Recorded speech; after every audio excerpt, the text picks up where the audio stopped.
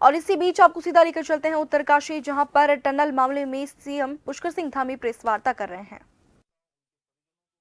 उनको भी शुभकामनाएं देता हूं और लगातार इतना कठिन चुनौतीपूर्ण काम जिसमें आपने देखा कि ऑगर मशीन मंगाई गई और पहले इंदौर से मंगाई गई, हैदराबाद से मंगाई गई और जिस प्रकार से मशीन बार बार अंदर टूट जा रही थी, जिस प्रकार से फंस जा रही थी, वहां पर गडर आ जा रहे थे, तमाम हार्ड रॉक आ जा रही थी, उसके कारण से वो बार बार रुक रही थी।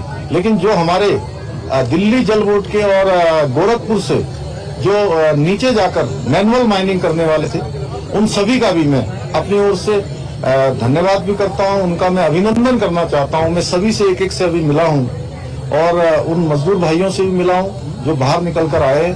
सभी लोगों ने कहा कि हमको हर संभव कभी अंदर किसी प्रकार की परेशानी नहीं हुई। निश्चित रूप से ये हम लोगों के लिए एक बहुत सुकून वाली बात है कि इतना बड़ा एक आपदा आने के बाद भी सारे लोग जो है सकुशल बाहर निकलते हैं।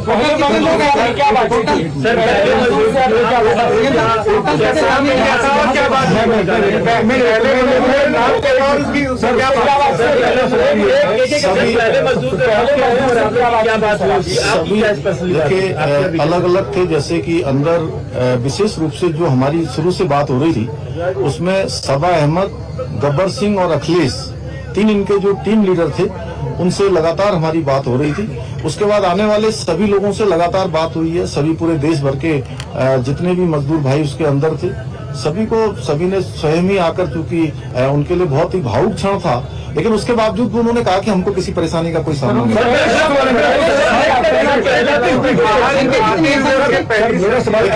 उनको मैं बता रहा हूँ, उन्होंने ये कहा कि मैंने कहा आप लोगों को अंदर किसी प्रकार की कोई चिंता तो नहीं हो रही थी। उन्होंने कहा नहीं, शुरू के दिनों में जरूर हमको चिंता हुई, लेकिन उसके बाद से जब आपसे बात हो गई, अन्य सभी लोगों से लगातार कम्युनिकेशन होने लगा, तो हमको पूरा भरोसा हो गया था कि आप लोग हमारी चिंता कर रहे हैं और हम अंदर नहीं रहेंगे, हम बाहर निकलेंगे। सवाल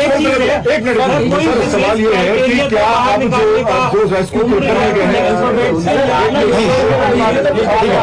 वो अच्छा प्रश्न पूछा, मैं बता रहा हूँ। एक मिनट इन्होंने जो पूछा मैं बताता हूँ। देखिए ऐसा है, नहीं अरे पहले देखिए ऐसा है, ये सब लोगों ने बैठ के तय किया था कि जो सबसे छोटे होंगे उनको सबसे पहले निकाला जाएगा और जो टीम लीडर है वो 5 लोग वो सबसे अंत में निकले हैं। हाँ, एज में और जो भी क्राइटेरिया बनाया गया था सबको निकाल लिया गया है। सबको निकाल जिस दिन देखिए ये 16 तारीख को जिस दिन ये अभियान तेजी से चल रहा था और लगभग 24 मीटर के आसपास पहुंच गया था, अचानक वाइब्रेशन तेज होने लगा और मशीन भी अंदर जाकर फंस गई। वो मोमेंट बहुत ही कठिन था और चूंकि उस दिन मैं एक कार्यक्रम के बाद मैं जैसे ही भोजन करने को जाने वाला था 3 साढ़े 3 बजे और मुझे जैसे सूचना मिली तो वो मुझे एकदम से बहुत बड़ा मुझे एक झटका जैसा लगा।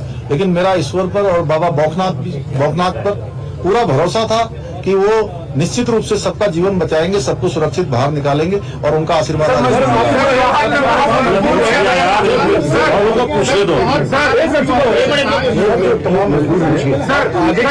आगे की प्रक्रिया क्या होगी? देखिए उनको अस्पताल भेजा जाएगा, 24 घंटे के ऑब्जर्वेशन करेगा, उनको घर भेजा जाएगा। देखिए ऐसा है कि अभी वो सारे के सारे एक लंबी चूंकि हवा पानी और एक अलग वातावरण से बाहर आए हैं, तो अभी जो डॉक्टरों की सलाह होगी उसके आधार पर ही हम लोग काम करेंगे। उसके आधार पर उसके बाद उनको घर भेजना होगा या जो भी करना होगा, पहले मेडिकल सुपरविजन में उनको रखा जाएगा, उनकी मॉनिटरिंग की जाएगी, उसके बाद आगे की कार्रवाई। क्रिटिकल सारे सामान एक मिनट इनको पूछ ले दो, उसके बाद आपके पास आ सर वर्कफोर्स कितना था, कितने लोगों को लगाया हुआ था, खासतौर पर अगर ऑपरेशंस की बात करें? कितना बड़ा in terms of number?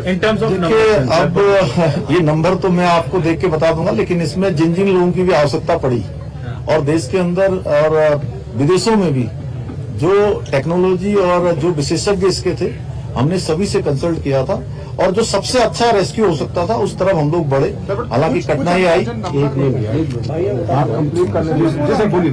Ji sir तो वो अभी एस्टिमेट लगाना मुश्किल है। वो आपको बता देंगे अलग से।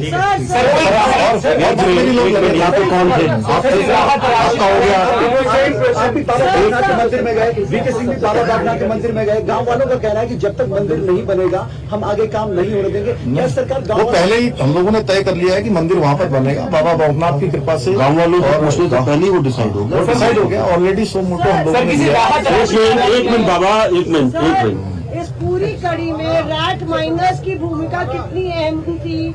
वो अंतिम पड़ाव में आए और पूरा ये आपने शायद मैंने जो सबसे पहले बीच में बोला था, आपने शायद उसको ध्यान नहीं दिया। वो उनकी बहुत बड़ी भूमिका थी। दिल्ली जल बोर्ड से भी आए थे, गोरखपुर से भी आए हुए थे। उन लोगों ने मैनुअली जाकर जो काम किया वो बहुत निर्णायक इस पूरे अभियान को निर्णय तक पहुंचाने का काम उन्होंने भी किया है। सर, मजदूरों के लिए किसी राहत राशि का ऐलान किया गया? कोई समर्थन राशि उनके लिए? नहीं, सभी समर्थन राशि, राहत राशि। प्रधानमंत्री जी ने ट्वीट किया है, फर्स्ट डे से लास्ट दिन तक वो चुनावी व्यवस्था के बावजूद इस पर मॉनिटरिंग करते रहे। उनकी संवेदनाएं पूरे देश ने देखी है, क्या कहेंगे? मैंने आपको वो शुरुआत में ही कहा था कि माननीय प्रधानमंत्री जी का अगर इतना विशेष इस पर अभियान पर ध्यान नहीं होता, विशेष उनका जोर नहीं होता, तो इतना कठिन चुनौतीपूर्ण अभियान इस तरीके से पूर्ण करना आसान नहीं होता। और उन्होंने, और अभी भी उनका कितना ध्यान है कि प्रातःकाल जब वो चुनाव अभियान में निकलते होंगे, प्रत्येक दिन जानकारी लेते थे और किस प्रकार से रेस्क्यू अभियान को चलाना है उस प्रकार से करते थे। एक तरह से मैं उत्तराखंड का मुख्य सेवक हूँ, मुझे उन्होंने एक काम दिया हुआ था कि किसी भी तरीके से इस काम को सफलता की ओर ले जाना है।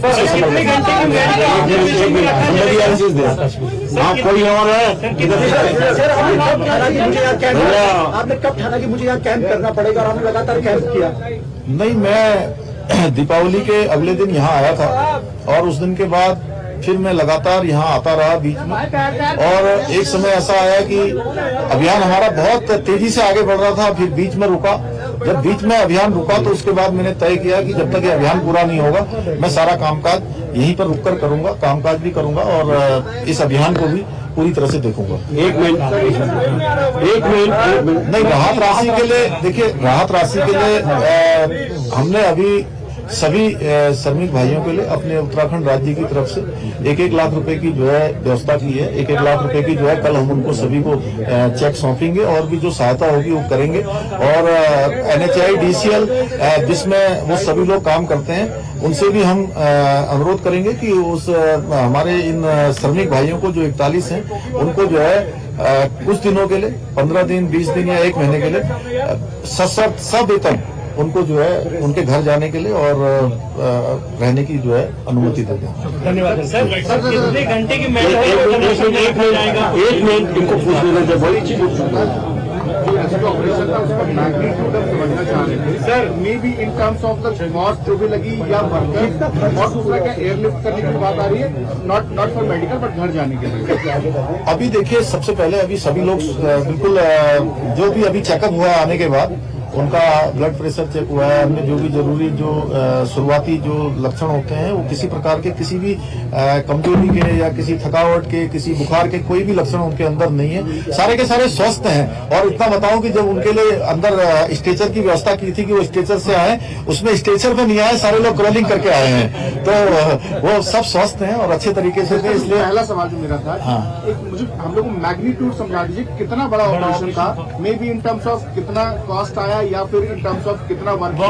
अब देखिए, अभी तो पहले कॉस्ट को देखते कि हम लोग पहले उनके जीवन को सुरक्षित बचाते या उनको बाहर निकालते। हमारी पहली प्राथमिकता थी कि कॉस्ट कितनी भी लगे। हमारे प्रधानमंत्री जी ने कहा था कि किसी भी कीमत पर सबको सुरक्षित बाहर निकालना, ये हमारी प्राथमिकता थी। धन्यवाद। इस वक्त आप उत्तरकाशी से सीधा सिलक्यारा जो टनल दुर्घटना हुई,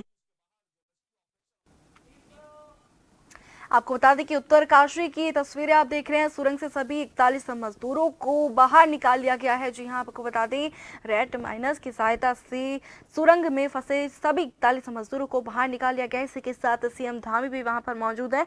उन्होंने बाहर निकले मजदूरों से मुलाकात की। इसी के साथ उनको बाहर निकालने में सहयोग करने वाले लोगों का भी उन्होंने सम्मान किया। इसी के साथ आपको बता दें, सीएम धामी ने प्रेस वार्ता भी की।